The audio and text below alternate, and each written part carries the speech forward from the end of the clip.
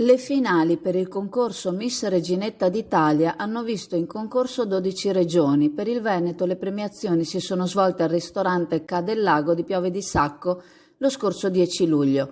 4 le finaliste salite sul podio, tra di esse Erika Vangelista. La serata è stata presentata da Alessio Leis.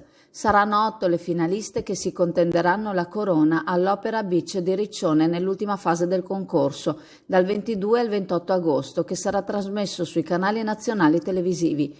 Come lo scorso anno, anche quest'anno mamma e figlia partecipano alle finali. Infatti, oltre a Erika Vangelista, finalista, partecipa al concorso per la categoria Over la mamma Michela Zilio, per la seconda volta consecutiva, entrambe in finale a Riccione.